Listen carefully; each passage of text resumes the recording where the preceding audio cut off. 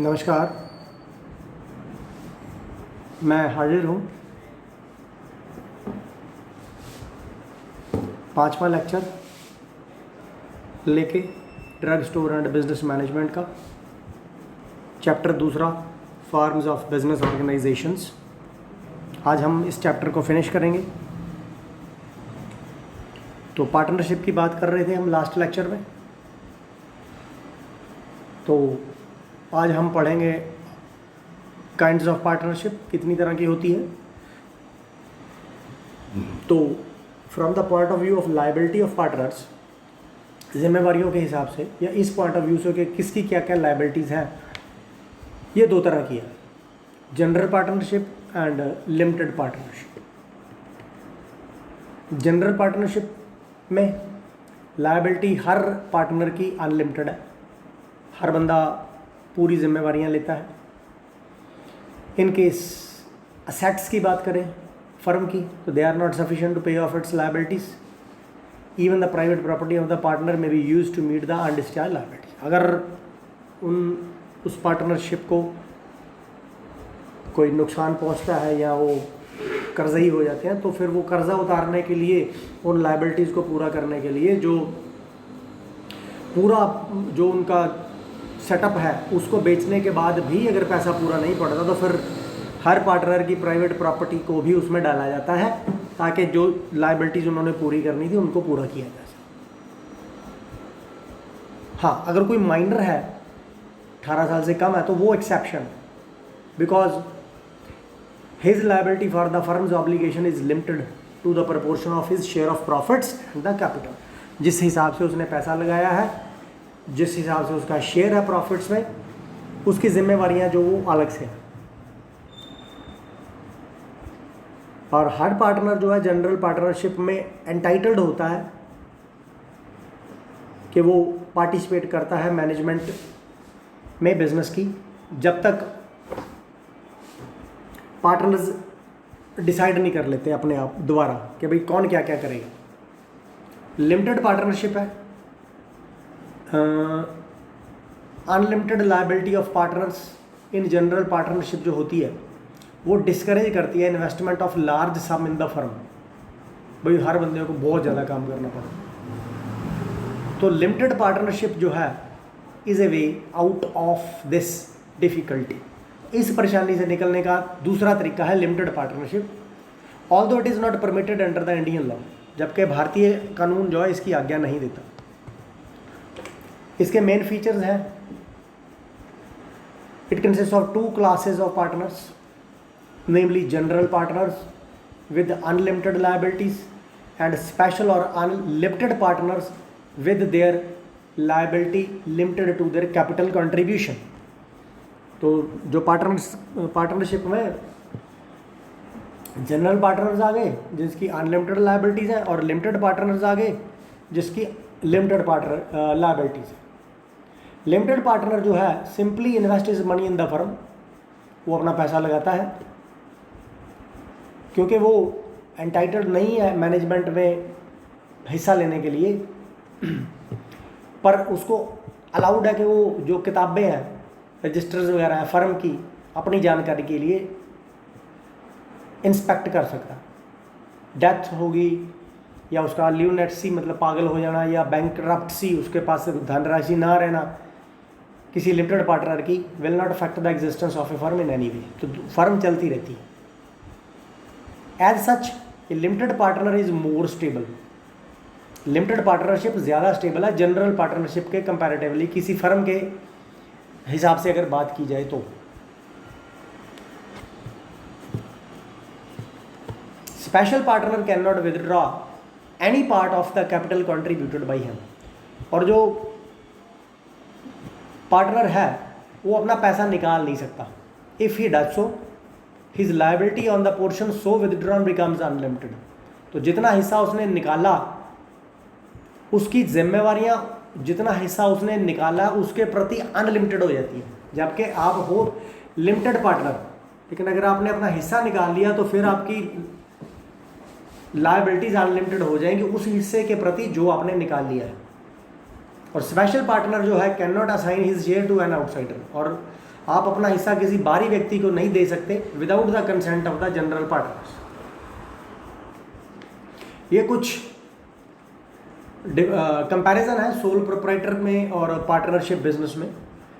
Sole proprietorship business जो है वो सिंगल पर्सन करता है, उसका मालिक होता है। पार्टनरशिप में 2 या 2 से ज़्यादा व्यक्ति होते हैं और मैक्सिमम होते हैं 20, और बैंकिंग फर्म में होते हैं 10। सोल प्रोप्राइटरशिप में बिजनेस जो है managed and controlled by the proprietor है, यहाँ पे managed and controlled by the partners है। सीक्रेसी जो है वो एंटायरली बिलोंग्स टू प्रोप्राइटर है, इधर जो सीक्रेसी है वो शेयर्ड बिटवीन द पार्टनर्स है। प्रॉफिट जो अर्नड है वो बिलोंग्स टू प्रोप्राइटर है। पार्टनरशिप में जो प्रॉफिट अर्नड है वो उनकी एग्रीड रेशो के हिसाब से शेयर होता है। Sole proprietor free to change the pattern of the management at any time है, यहाँ पे डिपेंड करता कंसेंट पार्टनर्स की कि भाई पैटर्न चेंज करना या नहीं करना। कैपिटल इन्वेस्टमेंट जो मैनेज्ड बाय द प्रोप्राइटर है, यहाँ पे जो कैपिटल इन्वेस्टमेंट है वो पार्टनर्स एग्रीड रेशो में इन्वेस्ट करते हैं, हिस्सेदारी के हिसाब से पैसा लगाते हैं। बिजनेस यहाँ पे अनस्टेबल है, यानी कि it ends with the death और इंसॉल्वेंसी ऑफ द प्रोप्राइटर। वो बंदा इस लायक नहीं रहा या वो बंदा मर गया तो सोल प्रोप्राइटरशिप खत्म। पार्टनरशिप में बिजनेस जो है ज़्यादा स्टेबल है कंपैरेटिवली सोल प्रोप्राइटरशिप का। लायबिलिटी जो है यहाँ पे सोल प्रोप्राइटरशिप में वो अनलिमिटेड है। पार्टनरशिप बिजनेस में लायबिलिटी जो है वो एग्रीड रेशो के हिसाब से है, लेकिन है अनलिमिटेड ही। अब आइए एक जॉइंट स्टॉक कंपनी। एक कंपनी जो है it is governed bye the company act. हमारे देश में एक कंपनी एक्ट है, वो इसको गवर्न करती है and it has to follow various provisions of the act. और ये जो जॉइंट स्टॉक कंपनी होती है उसको उस कंपनी एक्ट की बहुत सारी के प्रावधान जो होते हैं उनको फॉलो करना होता है। Hence the company form of organisation has to comply with various statutory requirements. तो जॉइंट स्टॉक कंपनी को बहुत सारी स्टैचुटरी रिक्वायरमेंट्स होती है जिनको पूरा करना रहता है। Growing needs of the modern industry and commerce could not be met by the sole proprietorship and partnership. तो पार्टनरशिप और सोल प्रोप्राइटरशिप से जो डेली इंडस्ट्री की और कमर्स की जो नीड्स है वो बढ़ती जा रही हैं, वो पूरी नहीं हो सकती। इसलिए जो जॉइंट स्टॉक कंपनी है वो एक बेटर मेथड है अपने फाइनेंशियल रिसोर्सेज को मोबिलाइज करने का और कैरी करने का बिजनेस को लार्ज स्केल पे। बिकॉज क्योंकि जो कैपिटल रिक्वायरमेंट्स हैं वो जॉइंट स्टॉक कंपनी में ही पूरी की जा सकती हैं, और रिस्क ऑब्लिगेशंस इतनी ज़्यादा बर्डनसम है अकेले व्यक्ति के लिए या कुछ व्यक्तियों के लिए कि उनको बर्दाश्त करना आसान नहीं होता। इसलिए जॉइंट स्टॉक कंपनी में ज़्यादा लोगों की वजह से वो सब जिम्मेवारियां बंट जाती हैं। सेलिएंट फीचर्स की बात करूं तो कंपनी जो है एक इनकॉर्पोरेटेड एसोसिएशन है। It comes to existence only after registration under the company act 1956। इस कंपनी एक्ट 1956 के अनुसार जैसे ही वो रजिस्टर करते हैं वो एग्जिस्टेंस में आ जाते हैं। मेंबर्स और शेयर होल्डर्स जो है are the owners of the company. तो जॉइंट स्टॉक कंपनी के जो मेंबर्स हैं जो शेयर होल्डर्स हैं वो उसके मालिक हैं। बिजनेस जो है run by board of directors. मालिक होना अलग बात है, लेकिन बिजनेस को चलाना अलग बात है। तो उस बिजनेस को चलाते हैं बोर्ड ऑफ डायरेक्टर्स, और वो इलेक्ट होते हैं मेंबर्स के अंदर से ही, जनरल बॉडी मीटिंग के अंदर। कैपिटल रिक्वायरमेंट यानी जो पैसा चाहिए बिजनेस को चलाने के लिए, it is divided into shares of small denominations so that would be investors can invest small और large sum of money as they desire.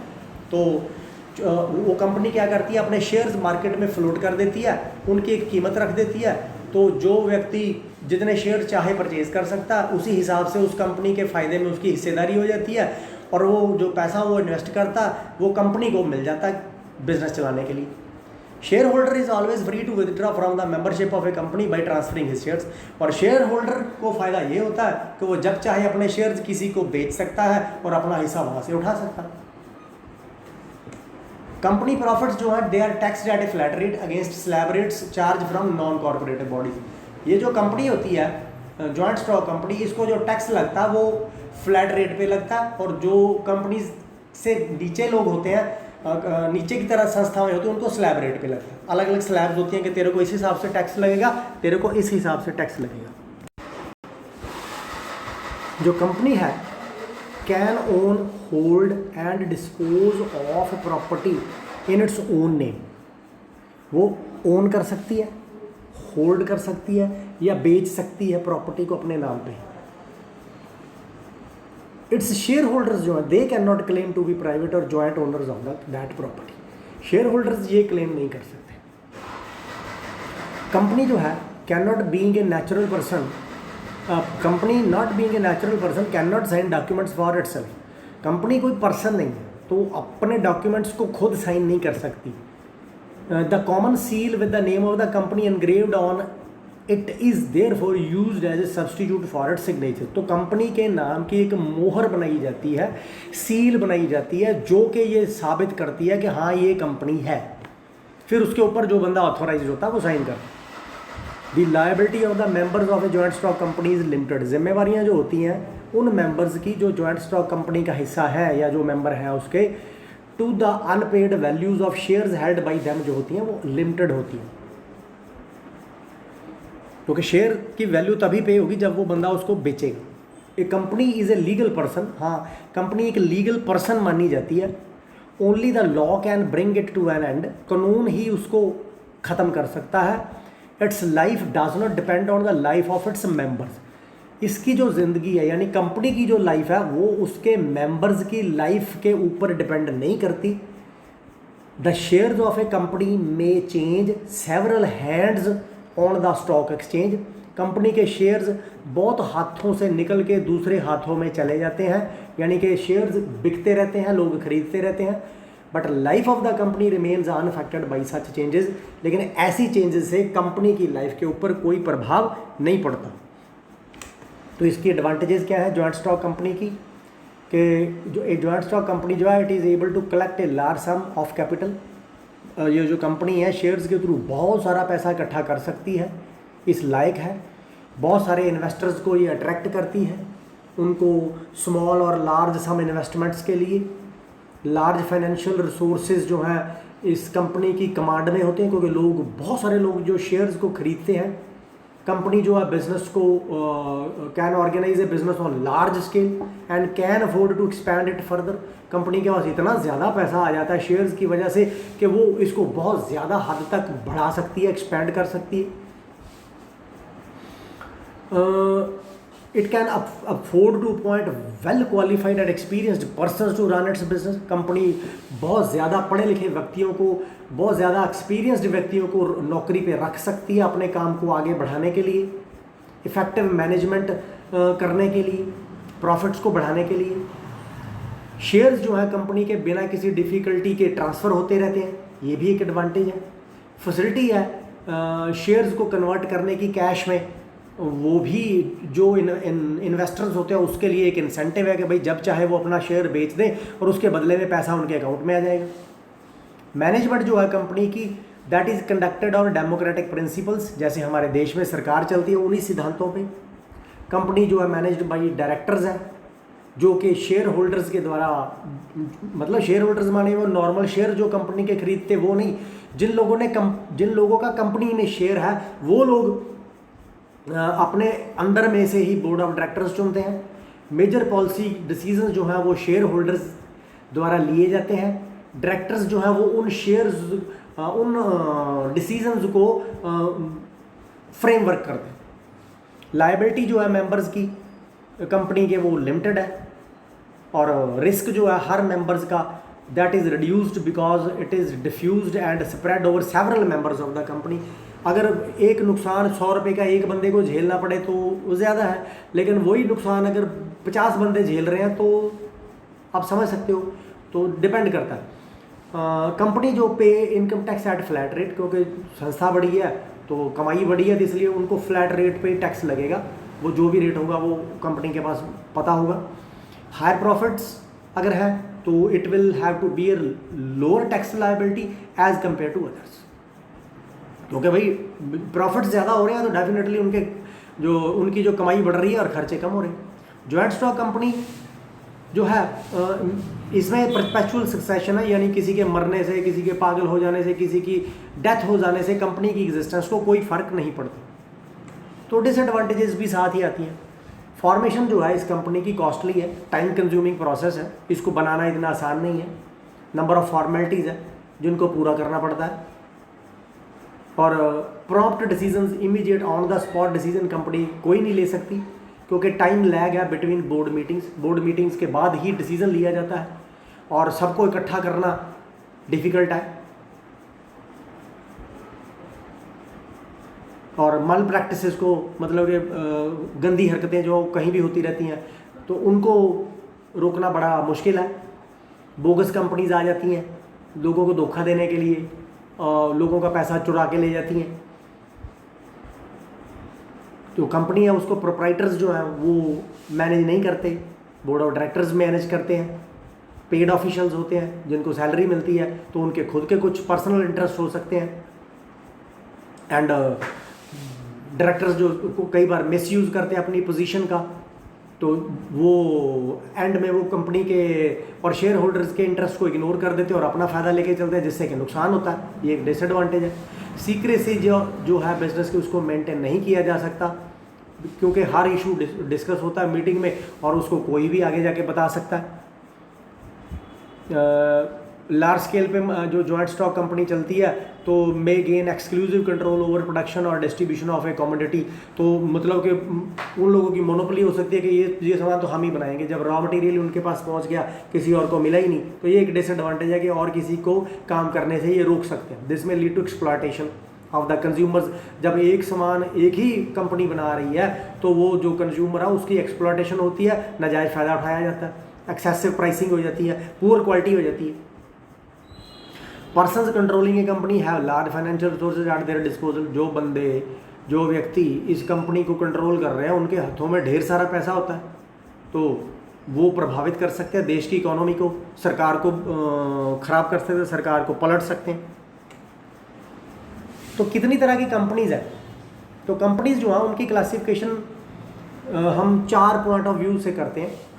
पहला है from the point of view of incorporation, दूसरा from the point of view of liability, फिर from the point of view of nationality, और फिर from the point of view of public interest. तो जो पहला है point of view from the point of view of incorporation, company जो होती है उसको एक स्पेशल चैप्टर के अंडर बनाया जाता है, तो इस तरह की कंपनीज इंडिया में नहीं बनती।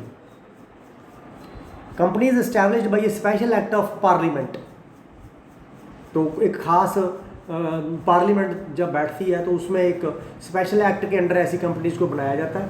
तो these companies are also called statutory companies, जैसे कि industrial finance corporation, IFC, LIC of India and Air India, ये सब वो कंपनीज हैं। Point of view of incorporation, companies incorporated under the provision of company act, these companies are also called registered companies, जो company act के under आ गई। अब आई companies point of view of liability से, कंपनीज विद अनलिमिटेड लाइबिलिटीज जिनकी जिम्मेवारियां बेअंत है, companies with liabilities limited by guarantee and companies with liability limited by shares. ऐसे ही point of view of nationality है, जैसे कि नेशनल कंपनीज आ गई, those companies operate with the boundaries of the country of registration, जहाँ उनकी registration हुई है केवल वो वहीं काम करती हैं। मल्टीनेशनल आ गई जो देश क्या पूरी दुनिया में काम करती हैं। फिर आया point of view of public interest, यानी कि प्राइवेट कंपनी है, पब्लिक कंपनी है और गवर्नमेंट कंपनी। तो जो प्राइवेट कंपनी है आप समझ सकते हो, इसके बारे में बताने की ज़रूरत नहीं है। पब्लिक कंपनी आ गई, इसमें कम से कम there must be minimum of 7 persons having no maximum limit on its members, कम से कम 7 होने चाहिए। They offer its share to the public with a view to collect a large sum of money to finance its projects and also does not restrict the rights of its members to transfer their shares freely.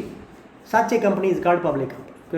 सरकार लोगों से पैसा इकट्ठा किया, उन लोगों को किसी तरीके से फाइनेंसेस वगैरह दे के प्रोजेक्ट्स अपने फाइनेंस करके, तो और उसके बाद जब कोई चाहे अपना हिस्सा इससे निकाल सकता है आसानी से, जब कोई चाहे उसमें अपना हिस्सा डाल सकता है। गवर्नमेंट कंपनी जैसे कि नाम है, अगर किसी भी कंपनी में 51% हिस्सा सरकार का हो जाए तो वो गवर्नमेंट कंपनी हो जाती है। ये कुछ डिफरेंट कंपैरिजन है जॉइंट स्टॉक कंपनी के और पार्टनरशिप फर्म के। कंपनी जॉइंट स्टॉक कंपनी की बात करूं तो जो कंपनी है वो फॉर्म्ड है bye registration under act company act 1956 और पार्टनरशिप जो बनती है एग्रीमेंट होने से। जो जॉइंट स्टॉक कंपनी है इसकी रजिस्ट्रेशन जो है कंपनी की कंपलसरी है, इधर पार्टनरशिप फर्म की रजिस्ट्रेशन वॉलंटरी है, ज़रूरी हो तो कर लो।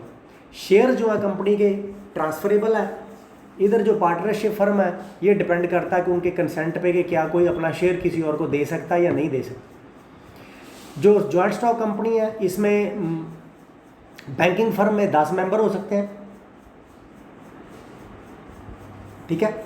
और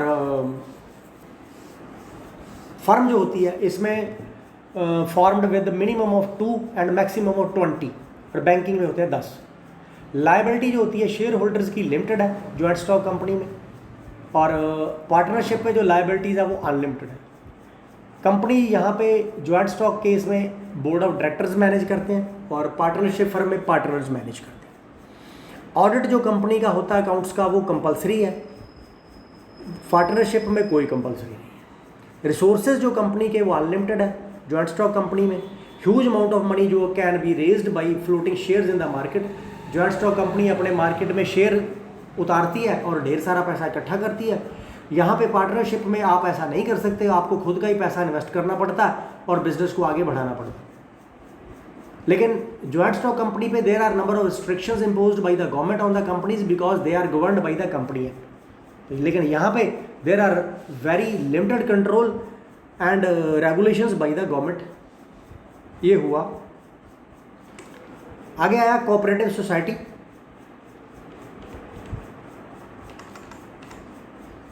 नाम से पता चल रहा है कि भाई कोऑपरेशन से चलेगी। कोऑपरेटिव ऑर्गेनाइजेशन जो है एक वॉलंटरी ऑर्गेनाइजेशन है, एसोसिएशन है उन पर्सन्स द्वारा जो कि फाइनेंशियली स्ट्रांग है, वो इकट्ठे हो जाते हैं, they come together, they pool their profits.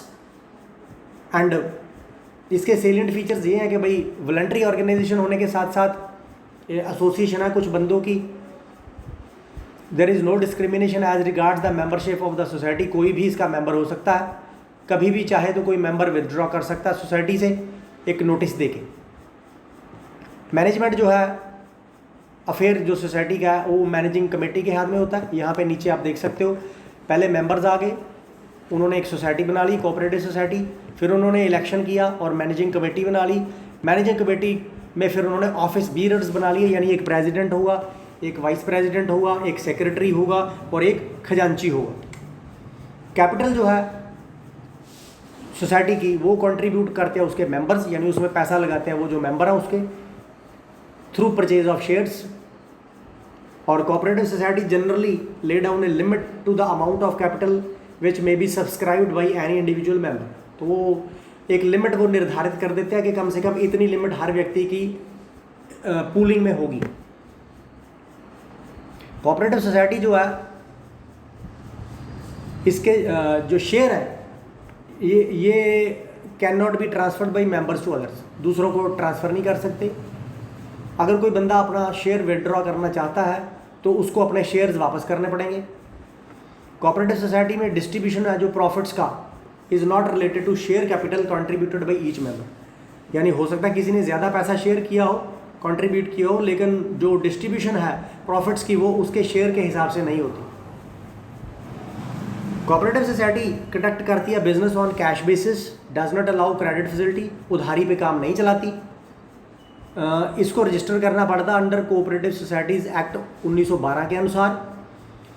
आखिर में साल के आखिर में जो सरप्लस पैसा बचता है उसको डिस्ट्रीब्यूट नहीं किया जाता as dividend among shareholders in the proportion to the share capital invested in the cooperative society. उसको बांटा नहीं जाता है।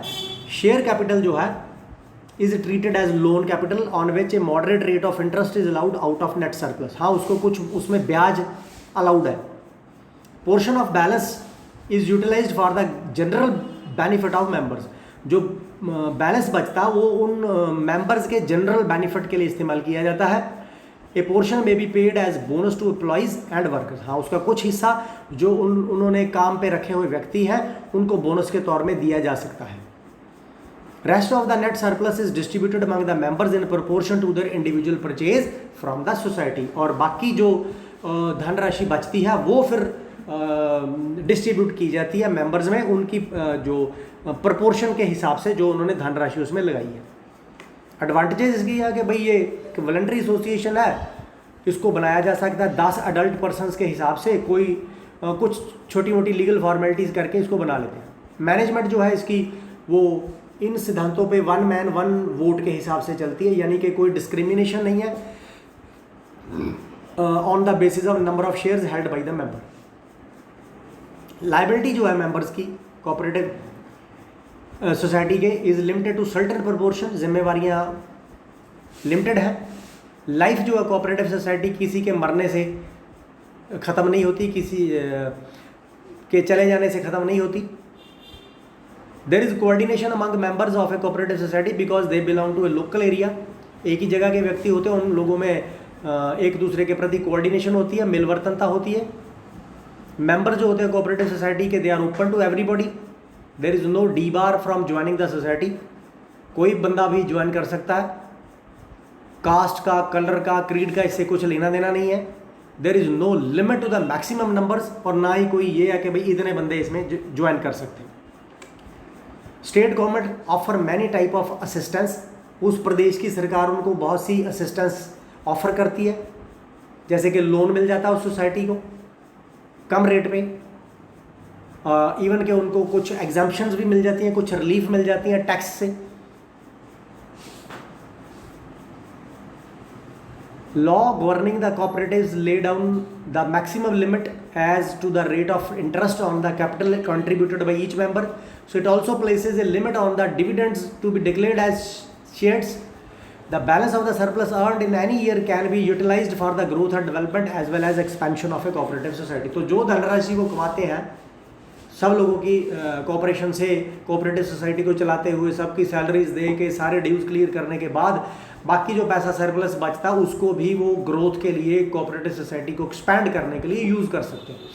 लेकिन यहाँ पे भी डिसएडवांटेजेस हैं कि भाई शॉर्टेज ऑफ कैपिटल हमेशा ही रहती है, क्योंकि हर बंदा सारा पैसा तो अपना कोऑपरेटिव सोसाइटी में नहीं लगाएगा, क्योंकि इस तरह की जो सोसाइटीज़ हैं इसमें पुअर और लोअर मिडिल क्लास पर्सन जो इसके मेंबर्स होते हैं, और लिमिटेड अमाउंट ऑफ कैपिटल ही वो अपनी लगा सकते हैं।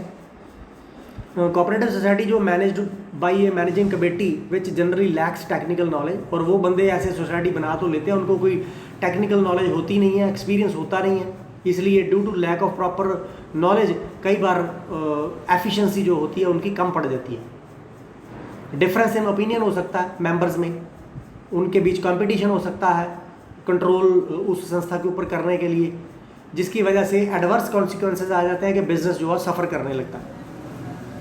लैक ऑफ मोटिवेशन है among the members of the managing committee because the rate of return of the members is limited by law. तो जो रिटर्न रेट है वो कम होने की वजह से उन लोगों में मोटिवेशन की कमी रहती है।